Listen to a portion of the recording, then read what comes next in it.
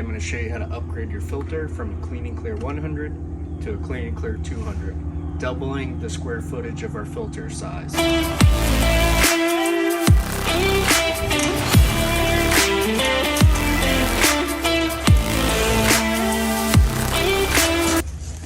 It's really important to lube these before. I take a tiny little bit of lube, stick it in the track right here. Gonna help hold that O-ring in place.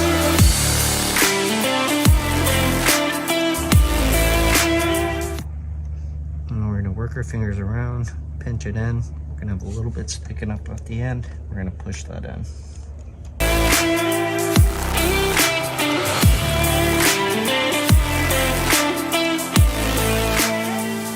And while we have lube on our hands, we wanna put the lube on this O-ring right here on our air release valve.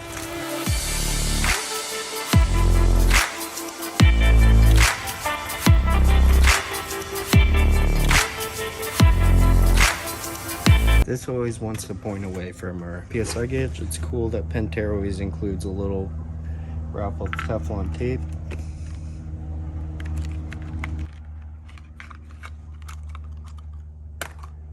So PSI gauge, you always want to wrap this clockwise.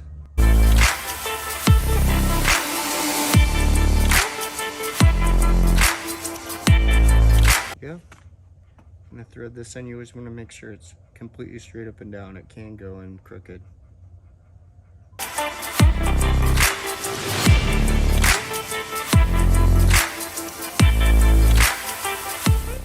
A good trick is to always make sure which inlet, as that will determine which direction you will screw in our PSI gauge.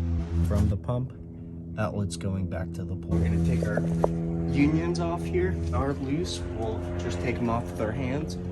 Everything should be hand tightened, but over time it tightens up, or someone brings in channel locks and tightens them down if it's leaking. So make sure you have a good pair of channel locks on hand. It's my trusty, rusty pair.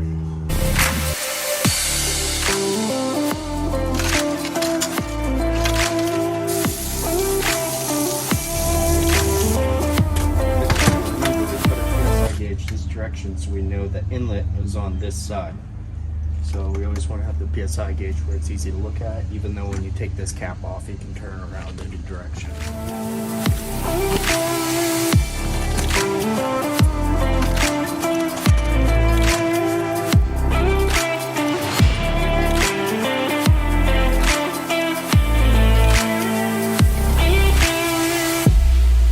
We're going to flip it on.